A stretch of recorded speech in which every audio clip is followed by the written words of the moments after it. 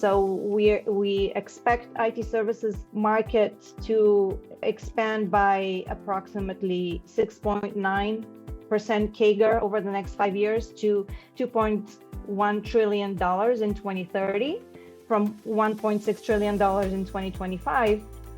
Welcome to TBR Talks, decoding strategies and ecosystems of the globe's top tech firms, where we talk business model disruption in the broad technology ecosystem, from management consultancies to systems integrators, hyperscalers to independent software vendors, telecom operators to network and infrastructure vendors, and chip manufacturers to value-added resellers.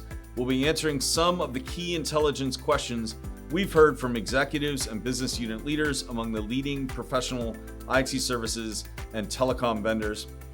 I'm Patrick Heffernan, Principal Analyst, and today we'll be talking about TBR's new IT services market forecast with Elitsa Bakalova, Senior Analyst, and Joe Cookinham, Research Analyst, both part of TBR's professional services practice.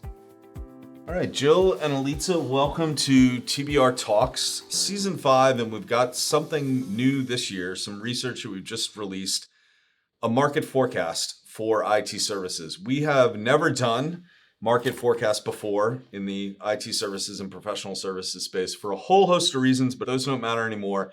We did it. So we got one rolled out there. And so what I'd love to talk about today is the thinking that went into coming up with the forecast. Because forecasting it's not just throwing a dart at a dartboard and taking whatever percentage shows up. There was a lot of thinking and a lot of research that went into it.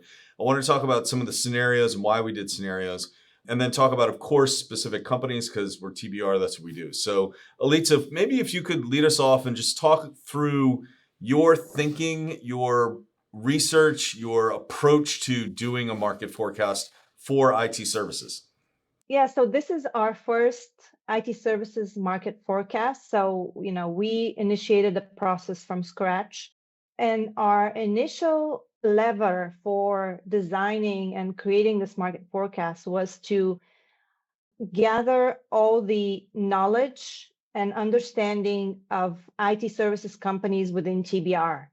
And TBR, we research companies, we have a big knowledge base and analysts that are experts on each vendor that we include in our research. So that was that library and data and information within everyone's heads and understanding of the companies. That was really the foundation for designing the market forecast. So TBR, we publish reports on 20 companies on a quarterly basis. So each one of the analysts is an expert in several of those companies. We also publish an IT services vendor benchmark on a quarterly basis that includes 30 IT services providers. We track multiple metrics and data points, and we do analysis across those 30 IT services providers. So we collected that knowledge that we have, and we started building out the benchmark. And those 30 vendors that we include in the IT services benchmark, they comprise approximately 30% of the IT services market. So we have a solid foundation for starting to model the data and create our expectation for the market forecast, which goes through 2030. So the next item that we added was our understanding about the consolidation in the IT services industry and what's the effect of inorganic growth on some of the vendors. We track vendors on a quarterly basis. We see multiple acquisitions, large and small, that happened every quarter. So, and they affect the growth profiles and just the competitive landscape in the IT services market. So we factored this type of modeling within our data sets to come up with what our expectation is for IT services revenue size in 2030. And we also looked at the macroeconomic and political environment and the effects those factors have on IT spending, on discretionary spending, on customer behavior, on overall trends to help us understand how, each vendor that we track and just overall IT services revenues, how it would trend through 2030. So, Elitsa, it would be fair to say that when it came to forecasting, you started with that foundation of all the data and all the analysis we have on these companies, but then you looked at trends both from the macroeconomic view, but also the company specific or IT services specific view, right?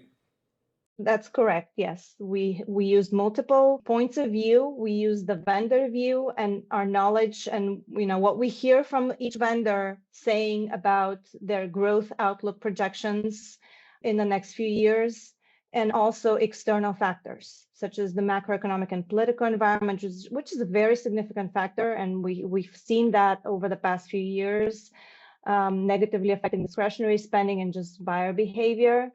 And we also looked at the consolidation of IT services or Yeah. inorganic contributions. And then, and sorry to interrupt, but and then we also have, by going backwards, by benchmarking, we're able to say how much these companies projected growth and how accurate they were over the years prior to now. So we had that information, that analysis, that data coming into it as well. And I think what I know one of the ideas we had here was to sort of set a baseline. I kept calling it the gray forecast, meaning sort of this is the most basic forecast of where we think IT services is going in the next 5 years. But then we wanted to say, let's do some what ifs, some scenarios. And I think part of the reason why we kind of have to do that is because we all went through the pandemic 6 years ago. We all know that there were things that happened that just so dramatically disrupted the market. But you can't necessarily predict the next pandemic, but you certainly can say, well, what would happen if there was a massive acceleration of AI adoption, if there was another market, global financial meltdown. So maybe, Jill, you could talk through one or two of the scenarios that are in this market forecast. Yeah, sure. I think the one that I personally find most interesting is the major push for sovereignty in Europe. So, a lot of people think of the need for sovereign solutions, which companies like Capgemini and Atos Group are really doubling down on, especially since they have such a big presence in EMEA. But I think that's something else that's going to be on the horizon is that France and Germany are doing a major push right now for using companies that are no longer US based. So, as an example, by 2027, France wants to no longer use US based companies for video conferencing for the French government. So, for example, like Zoom or Google Meet and Microsoft Teams, which I think would be pretty huge since those are things that everyone uses. So, I think that a lot of the IT services companies are going to need to be more willing to partner with smaller and more like emerging companies in this way, which should be pretty different and pretty interesting. So I think that it goes beyond just having like data centers and things of that nature be sovereign. I think it's going to need a little bit more depth. And I also think that some of these governments in the EU may start labeling certain companies as higher risk, Yeah. which would be really interesting in my opinion, because I think that, you have companies like Accenture that sometimes win deals in Europe, but really the big ones are like Capgemini and Atos Group and things of that nature. So I think that they're going to have to really kind of sharpen their teeth on that a little bit. Mhm. Otherwise, I think that the companies that are already winning big in that space might just win even bigger because government agencies might be less willing to work with foreign-based companies. And I think that it'll go beyond just in the government sector as well. I think that, things in like financial services and other sectors that are highly regulated may kind of want to play it safe and do, what governments say because they don't want to have any controversies and that might be better for them in the long term. Right. Their risk would be the companies themselves would see their, when they think about their risk profile, if they're following the example of the government, particularly around an area like sovereignty and data sovereignty, you could end up with a real balkanization of the companies that are providing IT services.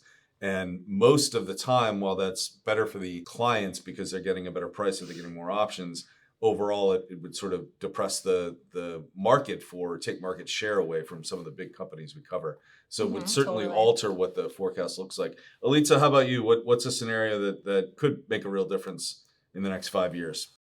I think just the overall adoption of AI and the form of adopting AI. So we started hearing a lot about the physical AI specifically being adopted in industrial sectors.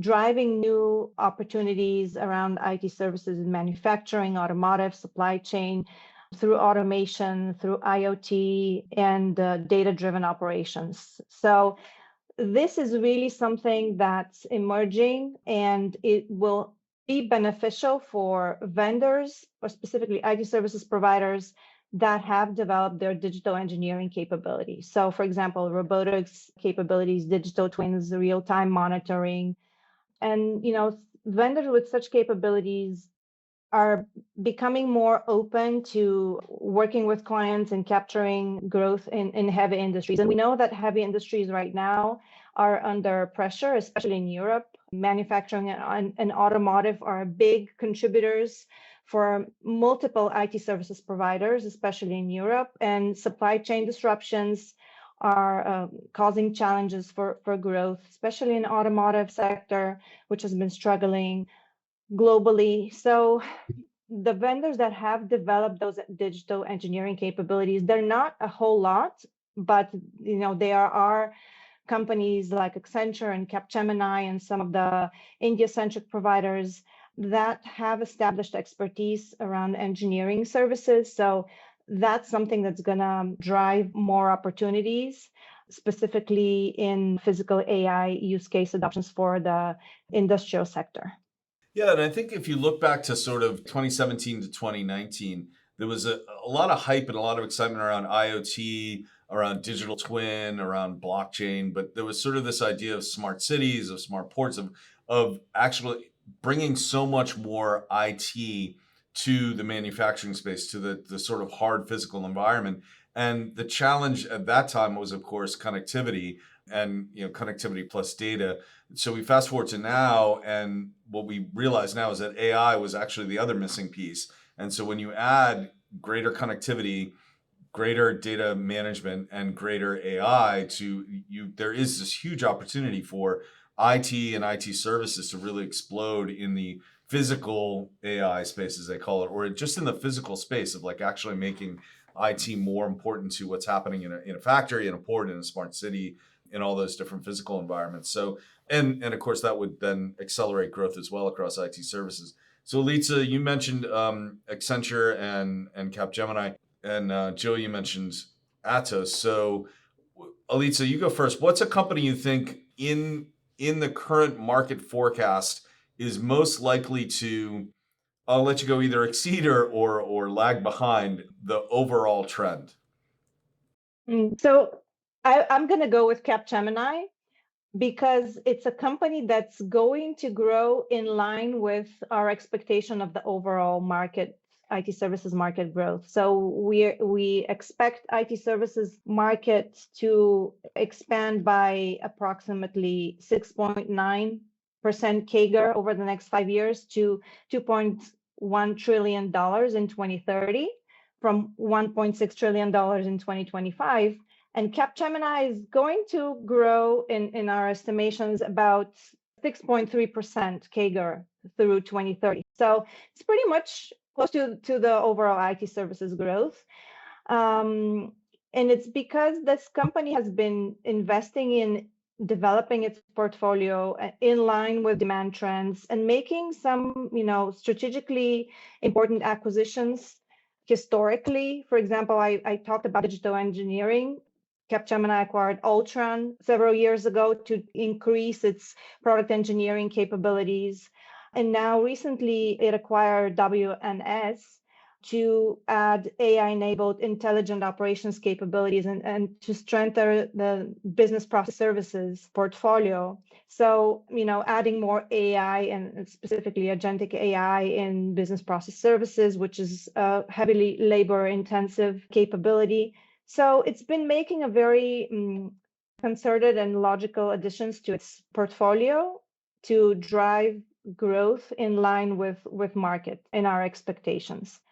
There's been a strong push into AI-enabled intelligent operations, sovereign cloud specifically as well. And Jill talked about sovereign, and Capgemini is really a strong European provider with a European coverage. So that really makes sense. expanding in sovereignty space, and then industry-specific transformation capabilities. Capgemini is really well known for its financial services expertise, public sector, manufacturing. So really positioning to capture transformational opportunities in regulated and Europe-centric markets. It's also benefiting from growth in large deals in managed services lately in the past year, capturing opportunities again with demand, increasing the AI activity and AI service delivery capability internally. So, moving along multiple lines and areas that we constantly hear are in demand in the market is something that will help Capgemini keep in line with market expansion. In line with, but slightly ahead of. I would say a bit slightly lower, 6.9 overall market, 6.3 Capgemini. Okay. And so then, just you mentioned managed services, and I know we also have a consulting and systems integration forecast coming out. Just curious if you think that Capgemini is going to be adept at using their managed services capabilities to grow their consulting practice as well. Absolutely, yes. And Capgemini has an established consulting practice branded Capgemini Invent, and that business has been there for many years. But since managed services is something that's in demand, and the company keeps saying that recently, activities are very much driven by driving cost optimization, operational efficiencies. So that itself is driving managed services opportunities and deals.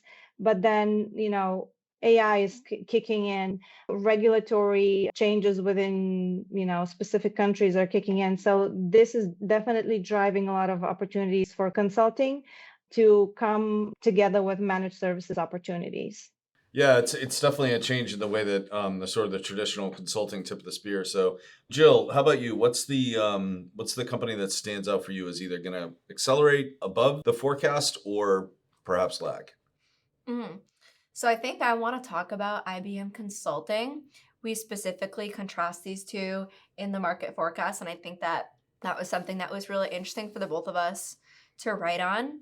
So the most interesting thing to me is I think that IBM's greatest strength is often its greatest weakness, in terms that it's always really doubling down on its own solutions. So specifically with everything with Watson X and really having a platform-led approach, which I think really provides the company with stability and how much they focused on hybrid cloud in the last 5 or 10 years, which I think is really huge. But I think that almost that holds it back in a way, because it's really trying to go to this next step that right now they're kind of losing visibility in digital transformation, which, that's going to kind of provide them the cash short term. Mm-hmm. So I think that that's going to be something that's pretty interesting, especially as you have other companies like OpenAI and everything changing so quickly that they're constantly trying to find new integrations and things that they can do. But I think that how much they lean on their own solutions, which can allow it to be a lot more sticky with clients. Right. But I think that in a sense, it almost seems like they're playing it kind of safe, which is, I think, kind of reflective of we're projecting that they're going to grow at a 4% CAGR, which is, I think, 6.9% the overall. So slower. They're slightly lower. Yeah, and I kind of think that may be why. Yeah, that's a good point. And I mean, IBM has been around for 100 plus years. They have transformed in a lot of different ways over the last 5 years, shedding Kyndryl being a good example of that. Mm-hmm. And changing the way that they partner more broadly, and they're not just focused on only their own solutions, but they're still focused on their own solutions in a lot of ways. So it's fascinating. Yeah, totally. And I think that they've gotten a lot better at partnering with people, but they're not as good as Accenture and some of the ones that have been doing it for a while, which I think that, partners are everything now. So I think that they're really going to have to work on being very close with their partners. But as you're saying, a lot of times they're competing directly with them. I'd argue more than a lot of others because they're so platform led. Right. Reminds me a little bit of HCL Tech in their sort of, because HCL Tech has a software practice as well. They're also focused on Mhm. and maybe that's something I'll have to look into the forecast where we see HCL Tech going. So I want to wrap up with a question that I'm going to sort of not allow you to give the consulting answer to. I'm going to force you, both of you, to give a direct answer to a direct question. So thinking about the next couple of years in IT services and the companies we've talked about and the market trends, the macro trends, we've talked about the specific trends within IT services. You've highlighted a couple companies where they're going. There's only a limited number of levers that companies can actually pull that are going to either accelerate their growth or well, I guess accelerate their growth is what they want, but you can make missteps, no doubt. There's only a few things that they can do, and I'm going to take AI off the table because the disruption that comes through adopting AI internally and the disruption to the business models is something we have a whole separate line of research about. We're going to have a whole podcast episode about exactly what's happening with the adoption of AI in these companies. But from the very traditional running the company perspective, and when you think about the next 2 to 3 years with these companies, I'm going to say there's 4 different levers they can pull. I know there's more than that, but I'm going to limit you to 4. There's acquisitions, and by acquisitions, I don't mean continuing at the same pace they always have. I mean changing their strategy around acquisitions, with the exception of Accenture. But maybe that's it, actually become more Accenture-like in an acquisition pace. There's alliances. Everybody partners with everybody. I'm not saying there's not a lot of alliances out there. What I mean is, can you actually change the way that you ally with technology companies? Can you go all in on NVIDIA in a meaningful way? Can you go all in on Palantir? Can you go all in on Salesforce? So changing your acquisition pace, changing the way that you do alliances. There's the leadership, organizational structure, the reinvention. You can restructure yourself. And we saw that from Accenture recently with reinvention services. We've seen it with Deloitte rolling out Operate, which is their version of managed services. And then we've seen leadership changes at a lot of companies. So that's another lever that you can pull. And then the last one would be, the opposite of acquisitions, divestiture, which again, to mention Kyndryl, there was an example of how IBM changed their growth trajectory by dividing up their business, not by acquisition. So Elitsa, I'll let you go first. Out of those 4 levers, when you think about Capgemini, which is the lever that they're most likely to pull and change course on that, or which is the one maybe not most likely, which one should they use in order to help them accelerate beyond the predicted growth curve for IT services? Of the 4, I think leadership is the most important lever, not just for Capgemini, but for any IT services company specifically, or just IT company in general. If you have stable leadership that has a vision about the direction of the company and has consistent strategy and execution and implementation of the strategy, it's going to be a successful IT services provider. We've seen companies transform constantly and change leadership, multiple times. And I'm talking about senior leaderships and CEO level. And Right. it's something that destabilizes the company. So every time you change a CEO or a CFO or any C-suite executive, comes a new person with a new vision, with a new direction, and it drags the company from executing on its strategy. It first changes the strategy, and then it takes time to implement the new strategy. It drives costs with reorganization, just general changes within the structure and the direction. It affects everything that a company does. It affects mergers and acquisitions. It affects the way the company partners with technology providers or startups, that direction as well. So I think the leadership position is really the important part of the equation. For Capgemini specifically, we've seen solid leadership team for multiple years now that has the direction, that has been investing logically in specific portfolio areas and specific acquisitions to expand the portfolio, client reach, resources, even in low-cost locations, or add AI to the mix. So really the leadership is my number one priority for any vendor. Yeah, that's a great answer. I absolutely love that. So that kind of sets you up, Jill. So what's your answer going to be for IBM? I think Elitsa's answer was really great. I think I'm going to focus a little bit on alliance structure for IBM because I think that that'll become more important. I think that lots of IT services companies are starting to realize that partnering is a must, not only to like win revenue short term, but also for innovation. And so you can innovate so much more and kind of be at the forefront when you have much closer partnerships. And I think that something that may be in the pipeline is if you look at something like Accenture and they're having their own dedicated business groups for those things, I think that really digging deep and having those meaningful connections with your partners and really understanding the depth of all their services. And when you work that closely, I imagine that you'll be able to be more at the forefront of innovation, which I think will be super important, especially in this next phase. So I think that's what I would say. I think that IBM needs to lean more into it. And I think that sometimes it might be a little bit uncomfortable and it might take some figuring out, especially since, like, as I've been saying, like, they have so many software products and so much IP. But I think that they can also offer a lot to their alliances because of that reason. So I think it's just going to take some more learning. But I think that that'll be also really important for them. It's a really good point. I think of Accenture and SAP, which for decades have actually shared code, meaning SAP, a software company, that's all they actually have is code and a really good sales force. They have shared code with Accenture at that level of innovation, at that level of partnership. And you're right. I think for IBM, they got to get more comfortable with having that deep kind of relationship with their alliance partners so that they can then do that kind of innovation.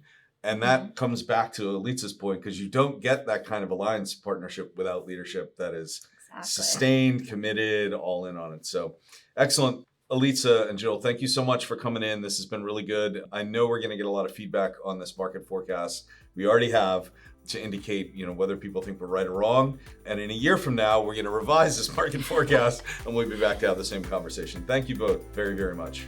Absolutely. Tune in next week for another episode of TBR Talks.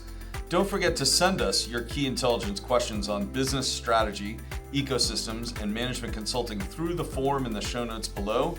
Visit tbri.com to learn how we help tech companies, large and small, answer these questions with the research, data, and analysis that my guests bring to this conversation every week. Once again, I'm your host, Patrick Heffernan, Principal Analyst at TBR. Thanks for joining us, and see you next week.